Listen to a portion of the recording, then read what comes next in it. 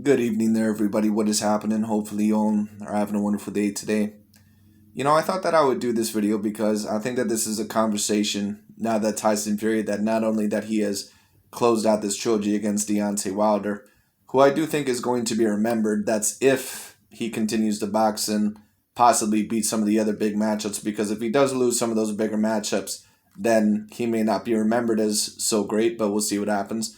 But I do think that in a way, Deontay Wilder is going to be remembered as someone overall who was a decently great fighter, not a very greatly skilled fighter, but someone who was, like I said, the George Foreman of their era.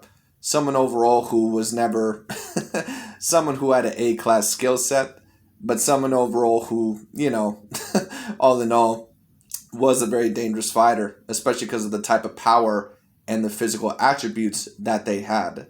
But it is what it is. And of course, Tyson Fury, he has that great win over Vladimir Klitschko.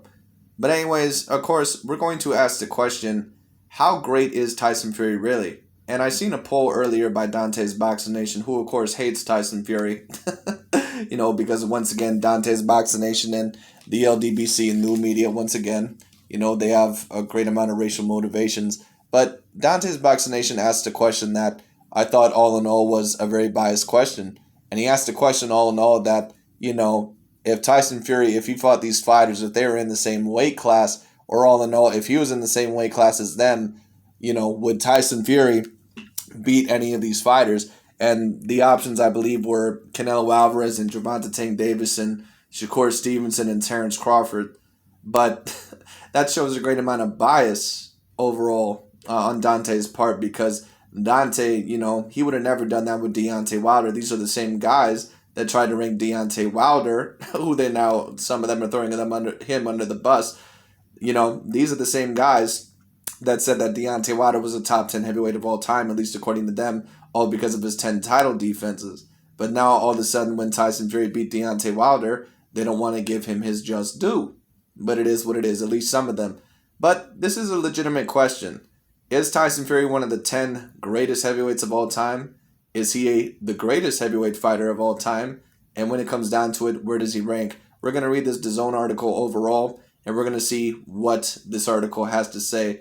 But before I go into it, just to mention overall, that list earlier that Dante's Boxing Nation overall, had to come out with, you cannot compare heavyweight fighters to other weight classes. And the reason why you cannot compare the heavyweight class to other weight classes, especially in terms of his skill set, is because the heavyweights are the biggest fighters on the planet. Not only in terms of height and reach and weight when it comes down to it, but also weight is what I meant to say. So they're going to fight differently. They're going to look slower. They're not always going to look, as skilled as some of the lighter weight class fighters. Even if we were to take a look at the UFC, Cain Velasquez and Stipe Miocic and Fedor Emelianenko, they always look like great fighters, but no one ever takes a look at them and says, wow, they look just as skilled as George St. Pierre or Anderson Silva or any of those fighters.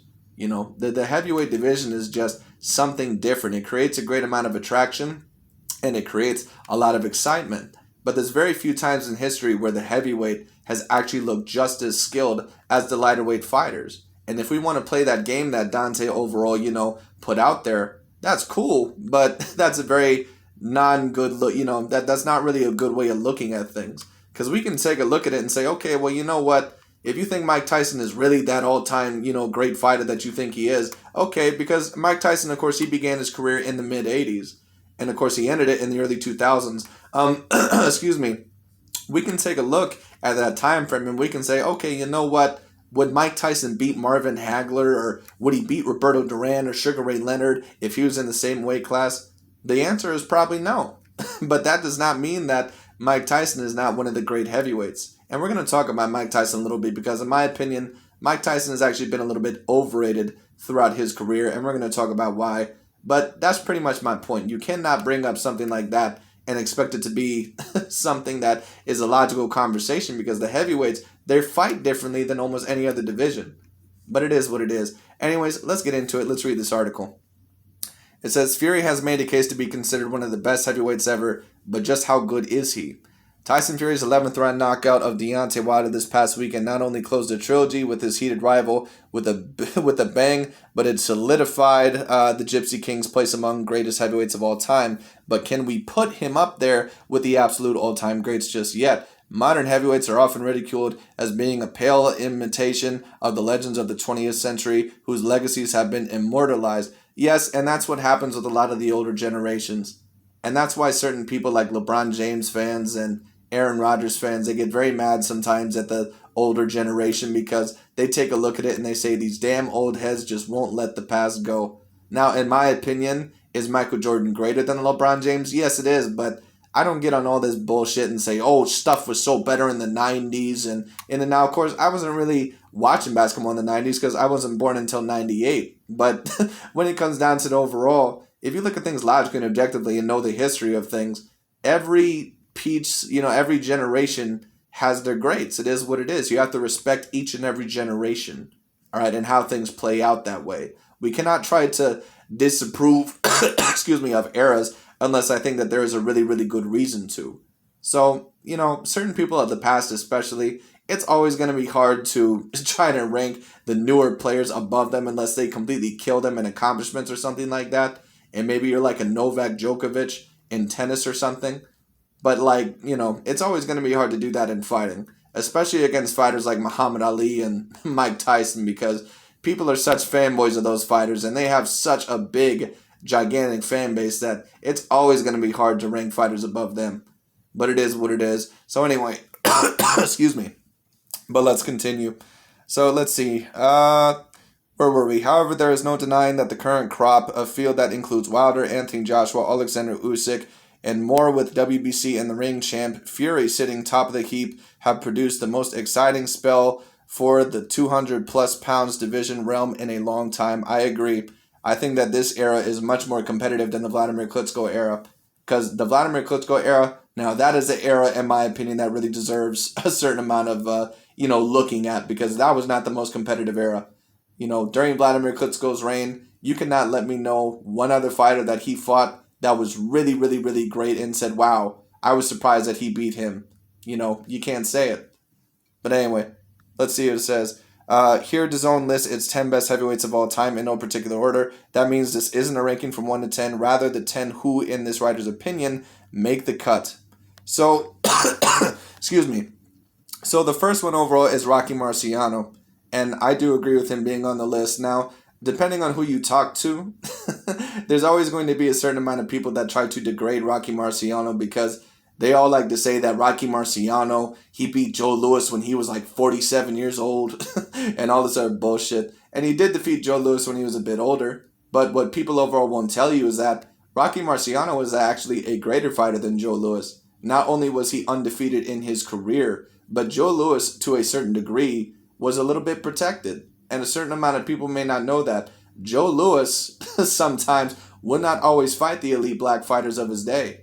A certain amount of people overall do not know that. But Joe Louis, by the time he fought some of those guys like Ezzard Charles, or maybe it was another one of those guys, he actually got beat by them. And Rocky Marciano, he knocked them out, or he beat them at a good point in time in their career. So these people that tell you that Rocky Marciano was not a great fighter and that he was just this big white hype, they don't know what the hell they're talking about. A big white hype is someone like a Tommy Morrison. That's what a big white hype is. A big white hype is David Price. Those are big white hypes. Rocky Marciano was a real deal fighter. And if we read it right here, it says, a staggering 49-0 record, 43 of which by knockout, and counting wins over the likes of Joe Louis, Ezzard Charles, and Archie Moore. Marciano was among the most feared heavyweights of all time. Plus, he's the only heavyweight world champion to have finished his career undefeated, unless perhaps Tyson Fury has anything to say about that. I agree. Rocky Marciano certainly deserves to be on this list. And in my opinion, when we talk about heavyweight tiers, Rocky Marciano is debatably the greatest heavyweight of all time. I'm not going to necessarily say that he's the most skilled, but Rocky Marciano is debatably the greatest heavyweight of all time. He is up there with Muhammad Ali. He is up there with Lennox Lewis. In my opinion, those three heavyweights are debatably the greatest heavyweights of all time. Whichever three you pick, that's up to you. Excuse me. So let's move on. Tyson Fury. who, of course, they've been recently talking about. Let me try not to give away the next one. Let me try to scroll to the bottom here. There we go. So Tyson Fury. Fury has combined pure boxing skills with underrated punching power to a supreme level amidst his growing dominance, and both components of his fighting game have been on display in all three of his fights against Deontay Wilder, one of boxing's biggest punchers of all time, and his unanimous decision points win over Vladimir Klitschko. At 31-0-1, all that's left for the reigning WBC lineal world heavyweight champion and former unified world champion is to snatch undisputed glory as the cherry on top. But honestly, his career and overcoming personal obstacles along the way to date already have him among the greatest heavyweights of all time on our list. Do I believe that Tyson Fury deserves to be a top 10 heavyweight of all time? Yes, I do. At least as of right now, because Tyson Fury, he very clearly, as of right now, is the best heavyweight of this generation. He's the only one besides Alexander Usyk that remains undefeated to this day. And Tyson Fury mentioned that overall, a little bit ago. And if Tyson Fury is able to beat Alexander Usyk and Anthony Joshua especially, I think that he really needs those two fights. I'm telling you this, and this is my opinion. If Tyson Fury can beat Anthony Joshua and beat Alexander Usyk, he is debatably the greatest heavyweight of all time. And a certain amount of people are not going to agree with that. But then that will mean that he completely unified the division. And on top of that was hands down the most skilled heavyweight for his day. And on top of that, that Tyson Fury, that he had no losses. Or that he was able to beat everyone that he had faced. So yes, if Tyson Fury, if he is able to beat Alexander Usyk and Anthony Joshua, he is going to be in that debate. And a certain amount of people, they're not going to agree with that, but it is what it is. Anyways. Excuse me. So up next is Joe Louis. 25 consecutive title defenses more than imprinted Louis as one of the greatest heavyweights of all time. Max Baer, Max Smellies, James J. Braddock, and Jersey Joe Walcott all felt Lewis's wrath. Yes, and he also lost to some fighters a little bit later on that he would not face until later on in his career. Joe Louis, I think, is a great fighter. But when you talk about him in terms of other heavyweights, when you talk about him compared to a Muhammad Ali, when you talk about him compared to a Rocky Marciano or a Lennox Lewis, in my opinion, he cannot be in that category because Joe Louis, in my opinion, was not as great as those fighters because Joe Louis at times would not always fight the most elite fighters of his day, at least the most elite black fighters of his day. Because Max Baer and James J. Braddock, they were decent fighters, don't get me wrong, but they were not on the same level as some of those other fighters. Like, I believe he had a loss to Ezra Charles, I believe. All right? But it is what it is. I could be wrong about that, but someone look at it, for me. It is what it is. But Joe Louis, he is a great heavyweight. He is a top 10 heavyweight of all time, no doubt about it. Very decently skilled fighter for his day, but he has to be a tier below. He has to be in tier B. That's what he has to be in. So, George Foreman, who is pretty much the 80s and 90s version of Deontay Wilder, I believe. All right, let's take a look at this. Let me try to scroll all the way down.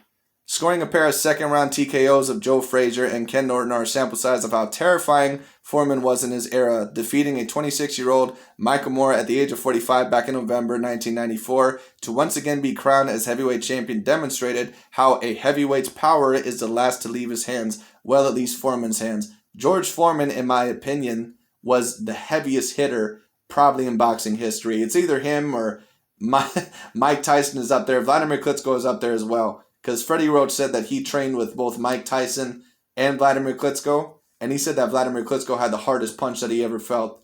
And I possibly believe it because Klitschko, that dude was no joke.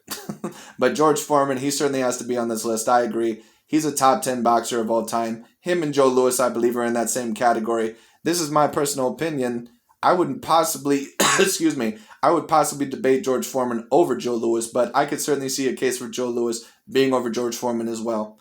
Because certain people certainly would debate that Joe Louis was the greatest of his day. So I'm not sure if you would debate that George Foreman ever was the greatest of his day, but he probably would have been second right behind Muhammad Ali. So it is what it is. And then, of course, you have next Smoking Joe Frazier. Let me try to get all the way to the bottom.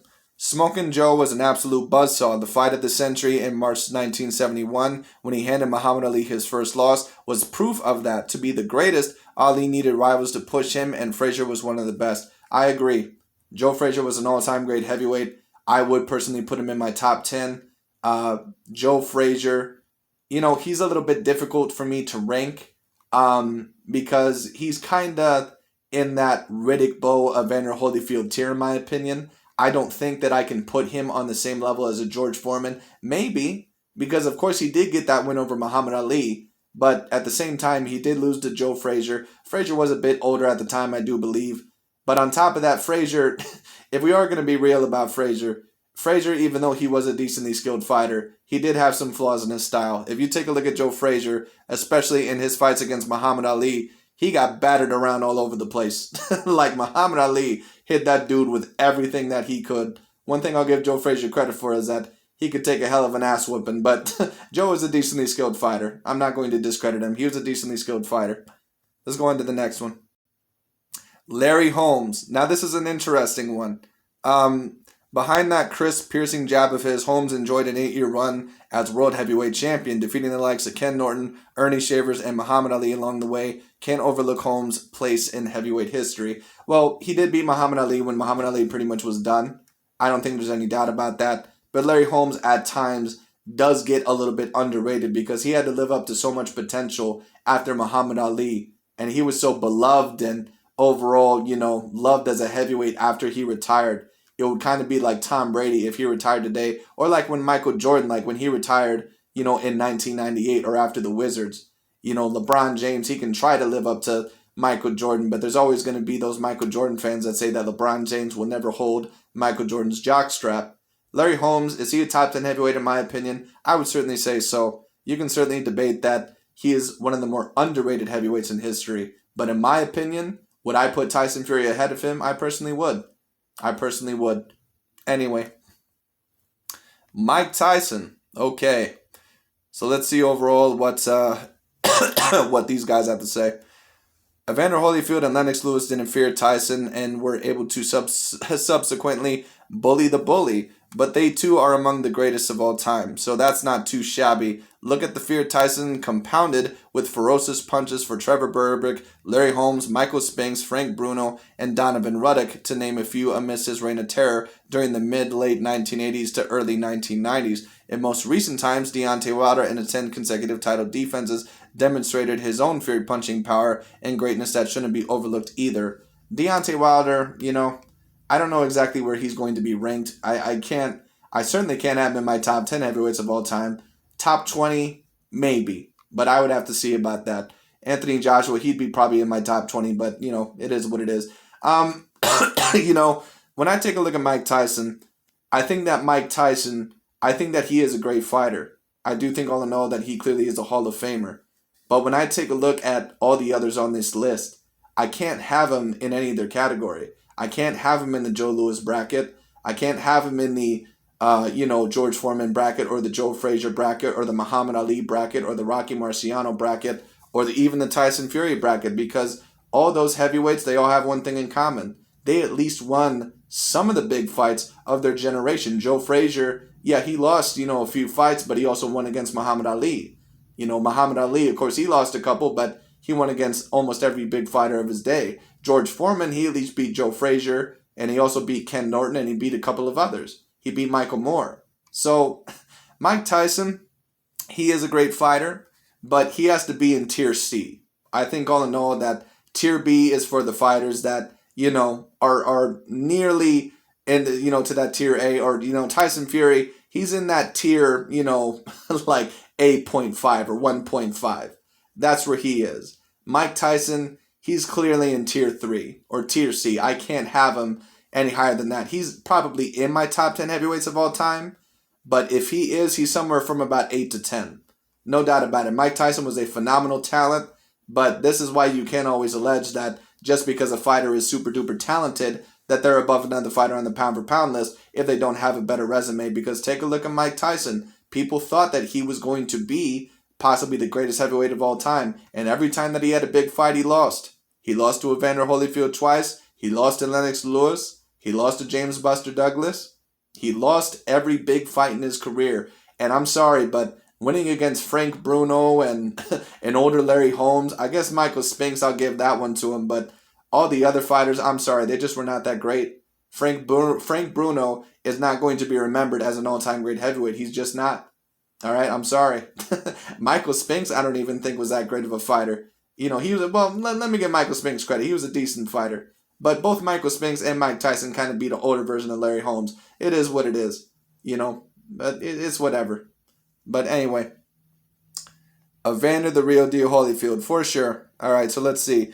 The only 4-time heavyweight world champion in boxing history, Holyfield's victory over Riddick Bowe and wins over Mike Tyson in particular more than illustrate his warrior footprint in the sport's lore. Yeah, Evander Holyfield certainly is an all-time great fighter, no doubt about it. He's right there, in my opinion, with Joe Frazier. He's right there, in my opinion, with Riddick Bowe and all in all, a couple of other fighters. He's about in Tier B or Tier C. But I would have him above fighters like, a Mike Tyson and a couple of other guys, in my opinion. It is what it is. Lennox Lewis, and this was his fight against Hasim Rahman, I believe. A 3-time world heavyweight champion, Lewis outpointed Evander Holyfield essentially twice, I agree. Laid Mike Tyson flat on his back via a devastating knockout and let Vitaly Klitschko know that he's not to be messed with as part of his polished resume. Pure sweet science, masterclass boxing skills on the play from Lewis across his brilliant career. I agree. And Lennox Lewis, like I said, he is debatably the greatest heavyweight of all time. He is debatably the greatest heavyweight of all time. No doubt about it in my mind. Would I rank him over Muhammad Ali or Rocky Marciano? That's up to you. But Lennox Lewis, all-time great. No doubt about it. Debatably the greatest British fighter ever. So, let's see. Muhammad Ali, of course. And I'm guessing overall that this is the last induction. But we'll see overall what happens. When talking the greatest heavyweights, Ali's name reigns supreme, whether it was avenging his loss against Joe Frazier with 2 victories over his rival, taking the steam out of George Foreman at the Rumble in the Jungle, or earning hard-fought wins over the rugged likes of Floyd Patterson and Ken Norton. Ali's GOAT legacy resides on the heavyweight throne as the best. I would probably rank Muhammad Ali overall as the greatest heavyweight just because of how many great fighters that he beat. He beat Sonny Liston, who was a big matchup at the time. Sonny Liston was a big favorite. He beat George Foreman. He beat Joe Frazier. He beat Ken Norton. He beat Floyd Patterson. Muhammad Ali's, not only his talent and his skill set and his athleticism, but on top of that, Ali, when you talk about his resume, there's no doubt about it. Muhammad Ali's resume is up there with anybody. So if you're personally going to ask me, because, I thought that was the last one. Personally, how would I rank these in order from, let's say first to last? I would probably rank Muhammad Ali 1. I would probably rank Lennox Lewis at 3 and Rocky Marciano at 2. Evander Holyfield, I'll talk about him in a minute. So I have my first 3. So at number 4, maybe you could debate Joe Louis or Tyson Fury, debatably. And some people, once again, they're going to heavily disagree with that. Let me not put Tyson Fury that high yet. George Foreman and Joe Louis, they're at 4 or 5. Tyson Fury, I think I can have at 6. Evander Holyfield, I would probably have at 7. Larry Holmes, I think I would have at 8. Joe Frazier, 9. You could switch those up if you really wanted to. And then at number 10, I would have to have Mike Tyson. That would pretty much be my list here. Some people may think that I'm ranking Tyson Fury a little bit too high. But there's no doubt in my mind, if Tyson Fury, once again, if he beats Alexander Usyk and he beats Anthony Joshua, he will have beaten every other great heavyweight of his day. Every single one. And his resume will be up there with a certain amount of other all-time greats. No doubt about it in my mind. No doubt about it in my mind. So Tyson Fury, he does deserve a lot of credit. Will he be ever on the same level as an Ali or a Lewis or a Rocky Marciano? Time will tell. We'll see. I'm not sure. But all I know is that Tyson Fury, when you take a look at the 4 categories, accomplishments, he has great accomplishments as a heavyweight fighter. When you talk about skills, he has great skills. He clearly is one of the greatest skilled heavyweights of all time, even though some people try to diminish it. And on top of that, when it comes down to it, Tyson Fury, he is also undefeated. There is no fighter that has defeated him during this era. It is what it is. You have to give him credit for that. So Tyson Fury, yes, he is an all-time great fighter in my opinion. He is one of the all-time greats. If you're asking me personally, do I think that there's any fighter that may be debatably missing from this list? Maybe if you wanted to put Vladimir Klitschko on this list, you could have. and Riddick Bowe. I think that those are two fighters that could have very debatably been on this list.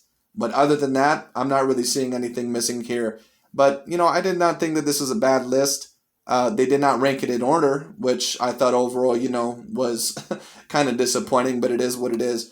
But if you were to ask me the question, is Tyson Fury an all-time great fighter? Yes, he is. Yes, he is. No doubt about it. He has to be one of the top pound-for-pound fighters of the day. As of right now, he is the greatest heavyweight of this era, undoubtedly. And when it comes down to it, he has to be ranked within that top 10. No doubt about it. No doubt about it, at least at this point in time. So we'll see what happens a little bit later on. It'll be very, very interesting. Thank you all so much for watching. If y'all want to put your list down below or personally put your rankings, go ahead. But anyways, when it comes down to the overall, that's pretty much about it for today. And I'll talk to y'all later.